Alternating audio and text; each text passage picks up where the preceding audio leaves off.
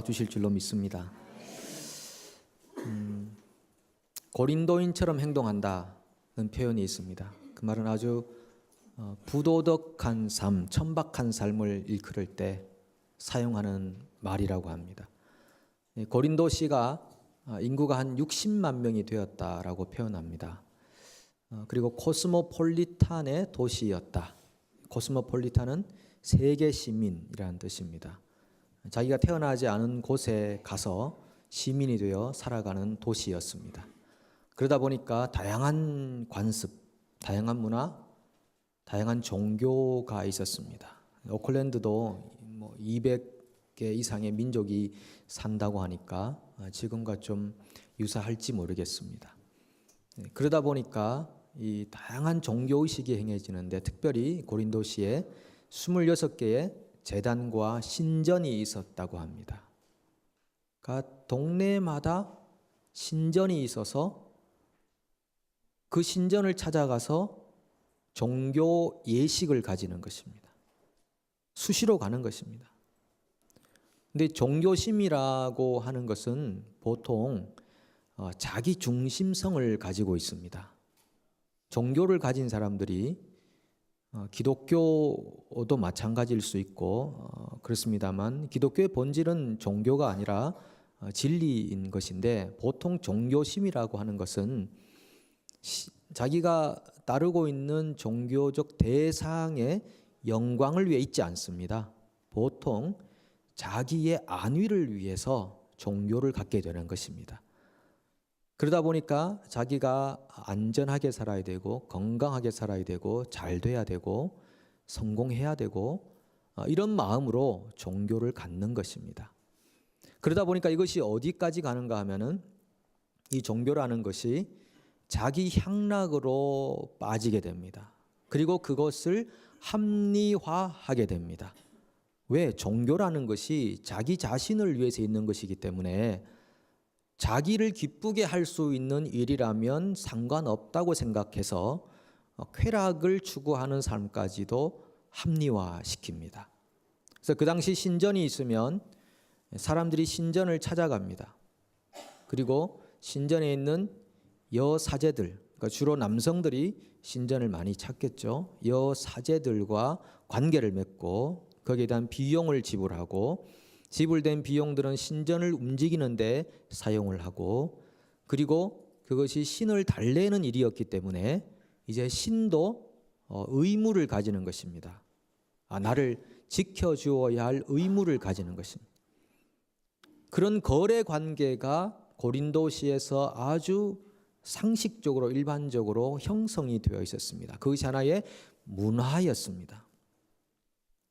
그래서 많은 사람들이 신과 거래하고 신을 달래고 안전을 보장받고 그리고 자기 쾌락을 정당화하는 그런 사회 안에 교회가 생겼습니다. 사도 바울이 선교 여행을 하다가 고린도시에 가서 교회를 형성했습니다. 그런 문화적인 상황 안에서 교회가 생긴다는 것이 얼마나 힘든 일이겠습니까? 이 바울이 18개월 동안 최선을 다해서 이분들의 영적 성장을 위해서 씨를 뿌렸습니다. 그곳에 머물면서 가야 할 곳이 많은데 1년 6개월을 그곳에 머물면서 최선을 다했습니다. 그리고 그 후에 하나님이 또 부르심을 받고 다른 도시를 다니고 있을 때 소식이 들려왔습니다. 고린도 교회에 문제가 많다. 문제가 많이 생겼다. 그런데 알고 보니까 그 문제의 대부분이 왜 생겼냐 하면 세상의 문화, 이 고린도시에 있는 그 문화가 교회 안에 그대로 적용되어 있다고 하는 것입니다.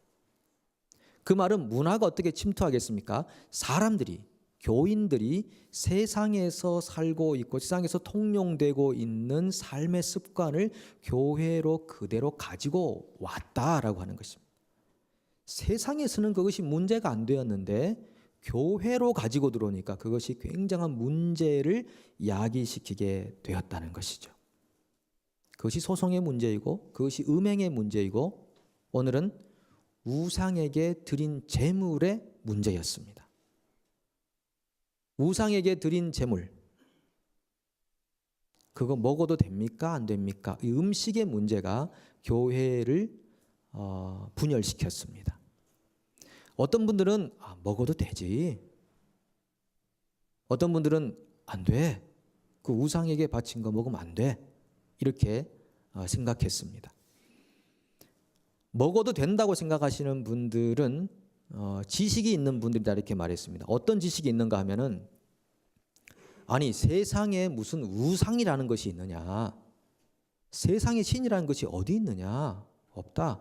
신은 오직 하나님밖에 없다.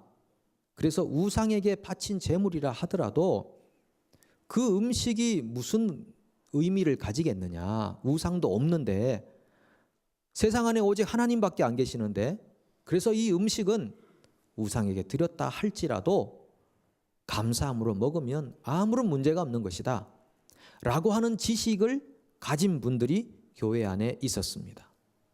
그래서 괜찮으니까 난 먹을 거야 라고 먹는 것입니다. 그런데 안 된다고 하는 사람들은 이 본문에 의하면 약한 사람들이다 라고 표현하는 것입니다. 아직까지 그런 지식을 가지지 못한 교우들이 있다는 것이죠. 많은 우상이 있고 많은 신이 있다. 그 당시는 다 집집마다 수호신 개념으로 신을 두었기 때문에 이렇게 수많은 신들이 있기 때문에 우리가 우상에게 드린 이 제물은 음식은 우상들이 받은 우상의 어떤 영이 들어가 있는 음식이니까 먹으면 너무 꺼림직하고 양심에 거리끼고 받아 먹기가 힘들다라고 생각하고 있던 사람들이 있었습니다. 근데 바울이 뭐라고 하냐면은 지식은 교만하게 하며 사랑은 덕을 세우나니 이렇게 표현합니다. 지식이 있는 분들은 아무 상관없이 그 음식을 먹을 수는 있는데 그런데 그렇게 먹는 모습을 보고 아직까지 약한 사람들이 그 음식을 덥석 먹었을 때 양심이 더러워지고 상함을 받는다고 그렇게 표현합니다. 여러분 생각해 보십시오. 우리가 보통 체하거나 음식 먹을 때 좋지 않은 이 신체적 반응이 나오는 이유는 뭔가 심리적으로 안정이 안 될 때 불편하거나 스트레스가 있거나 그럴 때 음식을 먹으면 체하기도 하고 상처가 납니다. 아직까지 그것을 받아 먹을 만한 지식을 소유하지 못하고 있는 약한 사람들이 지식을 가지고 있는 사람들이 먹을 때 덩달아 먹다가 준비되지 않은 양심으로 인해서 더러워지고 상처받고 힘들어지는 그래서 결국은 그들이 그리스도에게서 멀어질 수도 있는 위험성을 가지고 있었던 것입니다. 그래서 지식으로만 행동하지 말라. 이 영성에 보면은 난리주의는 지식은 펍스업이라고 그래서 사람을 교만하게 우쭐대게 만들고 러브는 빌드업 시킨다. 지식은 자기 중심적으로 행동하는 것이고 러브는 타인 중심으로 행동하는 것이다. 그래서 고린도 교회에 이런 음식 문제로 인해서 분열이 일어났었다 하는 것입니다. 그래서 이 8절을 보시면 현대인의 성경이 이렇게 말합니다. 그러나 음식은 우리와 하나님과의 관계에 전혀 영향을 미치지 않습니다. 먹지 않는다고 해서 나쁠 것도 없고 먹는다고 해서 나을 것도 없습니다. 아니 그 음식 좀 안 먹으면 어떻습니까? 굳이 내가 그걸 먹을 만한 연단과 신앙과 지식이 있다고 해서 굳이 그걸 먹을 필요가 있습니까? 안 먹어도 되는 걸. 그거 좀 더 먹는다고 잘 사는 것도 아니고 그거 안 먹는다고 못 사는 것도 아닌데 그런 말이죠. 우리 보통 제사 음식 먹어도 됩니까? 안 됩니까? 그런 얘기도 있습니다. 여러분 먹어도 됩니까? 안 됩니까? 이 자리에서 토론하고 싶지는 않습니다만은 제사 음식 이 본문하고 유사하지 않을까요? 먹어도 되죠. 디모데서에 보면은 감사함으로 받으면 버릴 것이 없다고 그랬습니다. 하나님의 나라는 먹는 것과 마시는 것이 아니라고 그랬습니다. 의와 평강과 희락이다. 성령 안에 있는 의와 평강과 희락이다. 제사 음식 먹을 수 있습니다. 그런데 먹으면 안 된다고 생각하는 분들이 있습니다. 그분들을 보통 성경이 약한 분들이라고 합니다. 나쁘다는 것이 아니라 아직 그것을 먹을 만한 준비가 안 된 분들이라는 것이죠. 그런 경우에는 몰래 제사 음식을 먹을 수는 있으나 사람들이 보는 앞에서 먹을 필요는 없다라는 것입니다. 아니, 그 음식을 싸와서 집에서 부인하고 두 분이 앉아서 차 한잔 하면서 먹으면 누가 뭐라고 하겠습니까? 그런데 같이 있는 자리에서 그 음식을 나눈다는 것은 굉장한 위험성을 가지고 있습니다.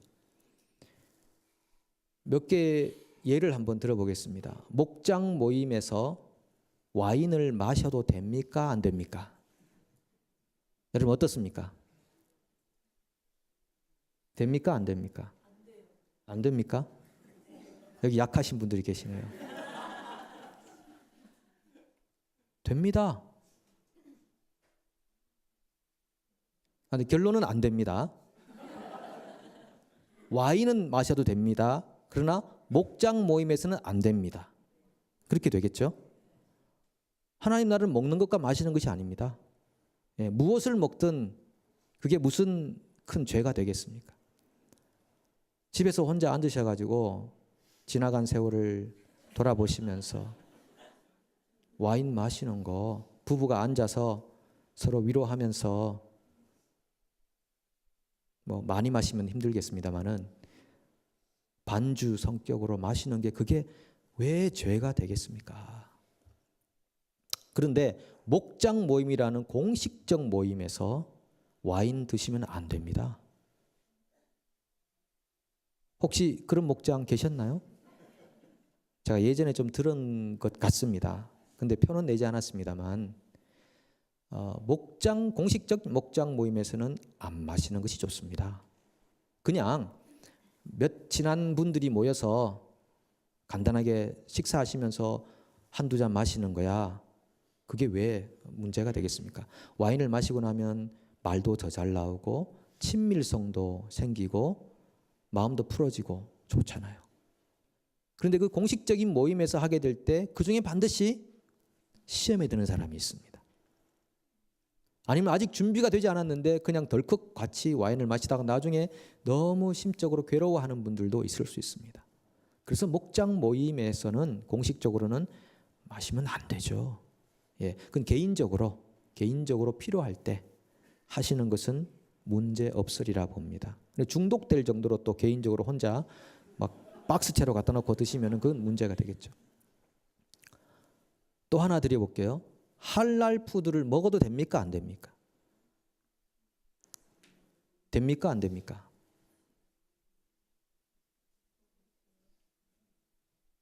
누가 주면 먹고 사서 먹진 않는다. 뭐 그런 분도 계십니다만은 할랄 푸드는 할랄이란 말은 허용된 것이란 뜻입니다. 할랄.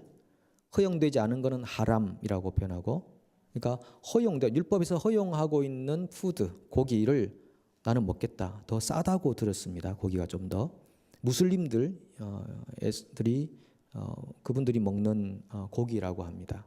왜냐하면 이 고기를 잡을 때 위생적으로 굉장히 중요하게 여기는 부분이 있고, 그리고 앞다리 두다리를 다 묶어놓고 피를 다 뽑은 다음에 알라를 위하여라고 외치고, 그리고 짐승의 머리가 메카를 향해서 떨어지도록 해서 잡는 것이 할랄 푸드인데, 그 푸드를 먹어도 됩니까? 안 됩니까? 해서 개인적으로는 먹어도 됩니다. 말씀드렸다시피 우상이 어디에 있겠습니까? 오직 한 하나님밖에 안 계시는데 우상이 어디 있겠습니까? 먹어도 됩니다. 그런데 옆에 있는 형제 자매들 중에 그거 먹으면 안 돼 라고 이미 마음에 문을 닫고 있는 지체들이 있다면 안 먹는 게 좋습니다. 바울은 그래서 내가 이 우상에게 바친 제물, 이 고기를 먹어서 형제들이 상처받는다면 어떻게 하겠다고 그랬습니까? 나는 평생 영원히 고기를 안 먹겠다 라고 결단을 했습니다. 지난번에 우리 청년부 수련회 때 그런 일이 있었다고 들었습니다. 수련회 때 주방 봉사하시는 분들이 고기를 사갔는데 거기 사오신 분이 이거 할랄 푸드야 이렇게 말을 한 거죠. 더 싸 이렇게 하니까 봉사하시는 분들이 그거 안 돼. 청년들한테 왜 그런 걸 먹이냐고. 알라를 위해서 바친 그런 고기인데 이제 옥신각신 하셨다고 들었습니다.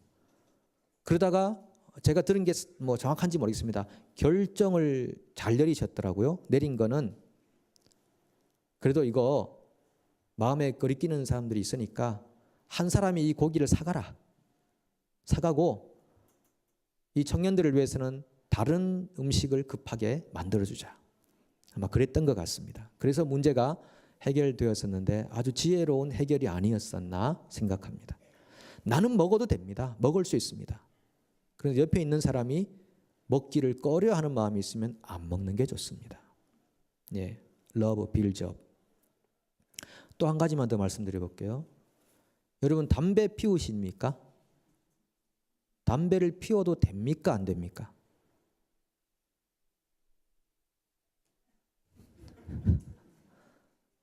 담배 피워도 됩니다. 그것이 왜 우리 구원하고 관계가 있을까요? 담배 피우면 지옥 간다 그러지 않잖아요. 그 영국의 아주 유명한 강해 설교자 로이드 존스라는 목사님이 있습니다. 어마어마합니다. 이분의 영성은 어마어마한데 그분은 골초로 사셨습니다. 늘 자기 집무실에서 담배 연기가 퍽퍽 이렇게 풍겨나왔습니다. 이 손이 예사롭지 않으시죠? 담배 연기 이렇게. 그런데 영국 사회에서는 그게 지금 문제가 되지 않았습니다. 하나님의 은혜를 받는데 전혀 성도들이 전혀 걸림돌이 없었습니다. 그런데 한국 문화, 한국 상황에서 제가 목양실에 앉아가지고 담배를 이렇게 쫙 피우고 있다고 생각해 보십시오. 막 뒤에 한 뭐 다양한 담배 쫙 진열해 놓고 필요할 때마다 하나씩 꺼내가지고 집사님 하나 한번 하시죠 이렇게 하면서 피운다고 생각해 보십시오. 커미션 또 할지 모르겠는데 제가 만약에 그랬다면 굉장히 큰 복음의 장애물이 되는 것입니다.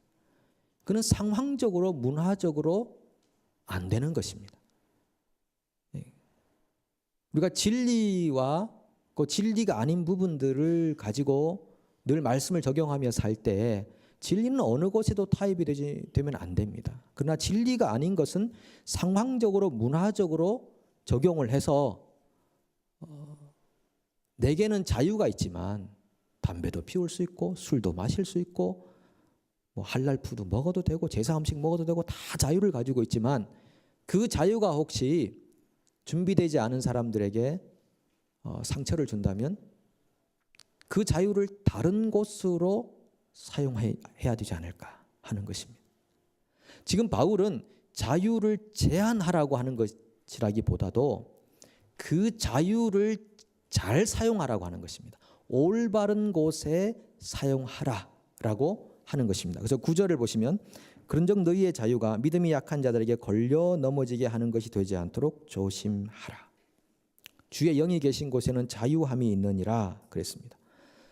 우리 이곳에 있는 우리 성도님들은 신앙생활을 강요받지 않습니다. 자유롭게 행할 수 있는 권리가 있습니다. 내가 이런 신앙 패턴으로 살든 저런 신앙 패턴으로 살든 뭐 헌금생활, 봉사생활, 사회생활 다 자유를 가지고 있습니다.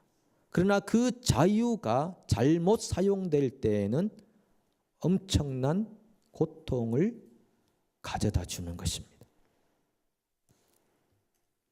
그래서 13절에 조금 전에 말씀드렸던 것처럼 그러므로 만일 음식이 내 형제를 실족하게 한다면 나는 영원히 고기를 먹지 아니하여 내 형제를 실족하지 않게 하리라. 현재 우리가 살고 있는 이 민주주의 사회를 자유주의라고도 표현하지 않습니까? 자유민주주의 이렇게 표현합니다. 이렇게 자유가 있다 하는 것이죠. 우리 대한민국의 헌법에도 21조 1항에 보면 모든 국민은 언론 출판의 자유, 집회 결사의 자유를 가진다. 결사의 자유는 어떤 모임에 들어갔다가 쉽게 또 나오고 이런 것들을 다 자유롭게 한다. 뉴질랜드 헌법에도 보면 freedom of expression이라는 것이 있습니다. 표현의 자유. 그러니까 한국도 표현의 자유, 뉴질랜드도 표현의 자유라는 것이 있습니다. 뭐 어디서 어떤 이야기로 표현을 하든 그건 내 자유다라고 하는 것이 이 자유민주주의에 있는 헌법에 속합니다. 세상에서는 그렇게 표현을 해도 법에 저촉되지 않은 부분들이 있습니다. 제가 앞서 말씀드렸던 것처럼 고린도 교회의 문제의 핵심은 뭐냐 하면 세상의 문화, 그 문화, 통용되는 그 문화가 교회 안에 딱 적용이 되어서 교회 안에서도 동일하게 그 문화적인 삶을 살려고 할 때 결국은 그것이 교회 안에 문제를 일으켰다고 하는 것입니다. 세상에서 소송하는 것 아무런 문제가 없고 세상에서 음행을 하고 심지어는 신전에 가서 공식적으로 그런 관계를 가져도 아무런 문제가 되지 않았지만 교회 안에서는 그것이 굉장한 문제였다는 것이고 우상의 제물도 마찬가지로 교회 안에서 그랬다는 것입니다. 이 지금 지식을 가지고 있다라고 하는 고린도 교회의 사람들은 세상에서 사회적 지위가 높은 분들이었습니다. 이 고린도 교회 안에 지금 어떤 상황이냐 하면 세상에서 지위가 있는 사람들이 그대로 교회 안에서도 지위를 가지고 행세하려고 했습니다. 그리고 지식이 있었습니다.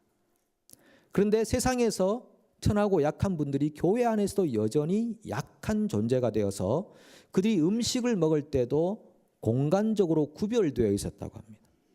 지식이 있는 분들은 벽에 기대어서 먹는 것이 습관이었고 약한 분들은 중앙에 모여서 음식을 먹었다는 것입니다. 그 내용이 나중에 고린도전서 나중에 다음 장들에 나옵니다마는 그렇게 사회적인 그 현상 그대로를 교회에다가 가지고 와서 교회의 문화를 사회 문화로 점점 바꾸어 가려고 했을 때 그때 교회 안에 엄청난 문제가 야기되었다라는 것입니다. 오늘 우리에게는 성령 안에서 얻은 자유함이 있습니다. 우리는 어떤 법에도 어떤 강요에도 묶이지 않는 자유를 가지고 있습니다.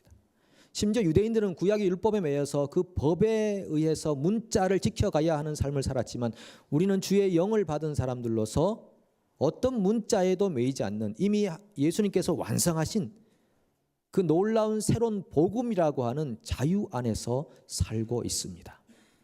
여기 있는 분들 중에 누구라도 한 분도 이렇게 다른 사람에게 신앙을 강요할 수는 없는 세상 속에 살고 있습니다. 하지만 우리가 얻은 그 자유라는 것을 어떻게 사용하느냐에 따라서 이 사회를 하나님이 원하시는 방향으로 만들어 갈 것인가, 공동체를 사랑의 공동체로 만들어 갈 것인가, 우리 가정을, 관계를 어떻게 만들어 갈 것인가 하는 것을 결정한다고 하는 것입니다. 여러분, 그렇다면 우리 자유를 어디에 사용해야 되겠습니까? 우리의 자유를 영혼을 구원하는 일에 사용하십시오. 공동체의 덕을 세우는 일에 사용하십시오. 우리가 살고 있는 직장 생활 있을 것입니다. 우리가 살고 있는 삶의 환경들이 있을 것입니다. 그 속에서 우리에게 있는 자유를 그 사람의 영혼에다가 포커스를 두면 어떨까요? 내 권위를 누리고 내 권리를 누리는 그 자유로 내 자유를 사용하는 것이 아니라 그 사람의 영혼이 하나님께 나아가고 진리 안에 살아가도록 그들을 돕는 일에 내 자유를 사용하면 어떨까요? 공동체의 평안과 덕을 위해 내 자유를 사용하면 어떨까요? 오늘 바울은 우리에게 자유를 제한하라고 하는 소극적 의미로 말하지 않고 오히려 자유를 적극적으로 사용하라고 권고하고 있습니다. 어떤 일에요? 영혼을 살리고 공동체 덕을 세우는 일에 내 자유를 사용하라고 적극적으로 권면하고 있습니다. 이번 목요일부터 우리 영혼을 구원하는 알파 시간을 가지려고 합니다. 하나님의 생명을 살리는 일에 기도로, 관심으로, 사랑으로 함께 해주시고, 꼭 그런 행사와 관련되지 않더라도 우리가 살고 있는 그 삶의 모든 일상생활 속에서 내가 만약 오너라면 우리 직장에서 일하고 있는 우리 일꾼들에게, 내가 일꾼이라면 우리 오너에게, 동료들에게 어떻게 하면 그들의 영혼이 구원을 얻고 진리 앞에 나와 새 생명을 얻을 것인가. 이 온 세상이 지금 마지막 때를 향하여 달려가고 있는 이때에 우리는 목적을 잃은 채, 방향을 잃은 채 혼란 속에 살고 있지 않은가 돌아보고 그 영혼의 구원과 공동체의 덕을 세우기 위해 저와 여러분들의 자유를 올바르게 사용하는 믿음의 공동체가 되기를 축복합니다. 네, 기도하겠습니다. 하나님 아버지, 세상이 빨리 흐르고 있고 말세를 향하여 달리고 있는 이때에 우리가 인생의 향방을 잃어버리고 개인의 안위를 위해 살고만 있지는 않은지 돌아봅니다. 하나님, 우리에게 성령을 주시옵소서. 우리의 가치관이 바뀌게 하여 주시옵소서. 인생의 목적과 방향이 새로워지게 하시고 영혼을 구원하고 공동체의 덕을 세우는 귀중한 일에 우리의 자유를 힘있게 사용할 수 있도록 우리를 통치하여 주시옵소서. 예수님의 이름으로 간절히 기도합니다. 아멘.